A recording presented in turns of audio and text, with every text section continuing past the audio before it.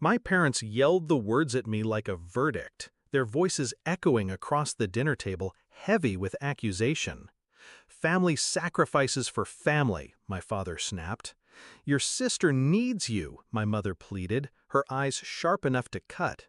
And I just sat there, silent, unmoved, because arguing would have been pointless. They weren't asking me to help her. They were demanding I empty my savings, the savings I'd built with years of quiet discipline, for her shiny new startup fantasy. I didn't argue. I didn't explain. I simply stood, pushed back my chair, and walked away.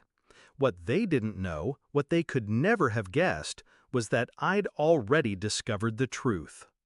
My sister and I had never been equals. She was the golden child, reckless, adored, forgiven for everything.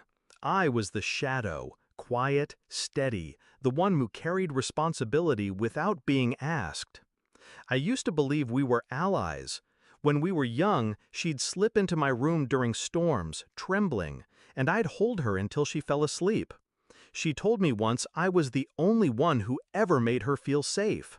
I believed her, foolishly, because when she grew older, she learned how to use that bond against me. The first sign came last year, a strange withdrawal from my account, tiny, almost invisible. Then another, small enough to dismiss as error, but I don't dismiss anything. I checked, traced, watched, and the pattern revealed itself. Not mistakes, not chance. Her. She had been quietly siphoning money from me for months, using access I'd once given her when we were close. I confronted her? No. I waited, because betrayal isn't just an act, it's a window into character. If she'd do it once, she'd do it again. And she did. I gathered everything, bank statements, transfers, even her careless emails bragging to friends about how dumb I was for not noticing. That was the night my trust died.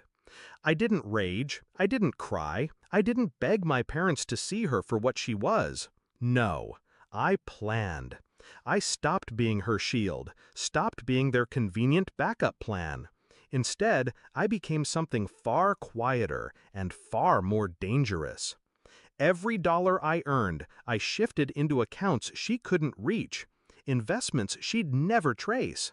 I built walls of steel around what was mine, and at the same time, I let her believe she still had power over me.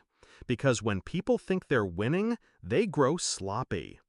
When she came with her startup pitch, it was almost laughable. A recycled idea wrapped in buzzwords she didn't understand. And yet, my parents fell for it, starry-eyed. "Help your sister," they said. "She just needs a chance." I told them no, calmly, flatly, as if I hadn't already wired every scrap of my savings into an untouchable vault. That was when they snapped.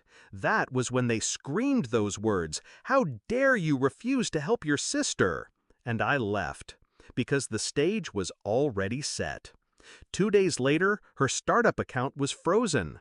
The investors she lied about? Exposed. The website she launched? Reported for plagiarism. The funds she bragged she had secured?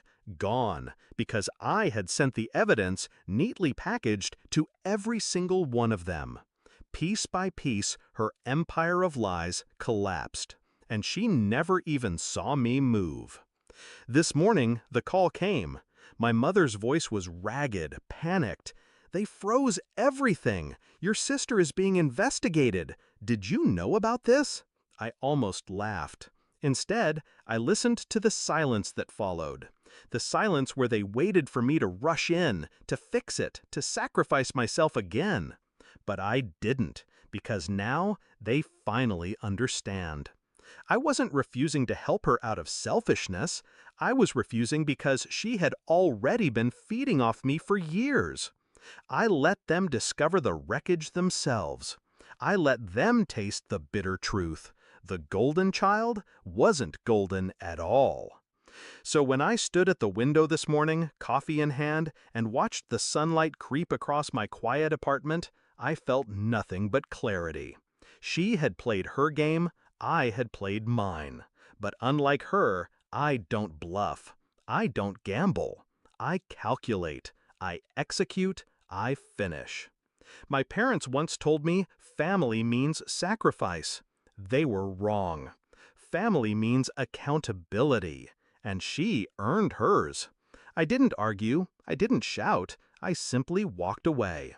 And in that silence, she lost everything.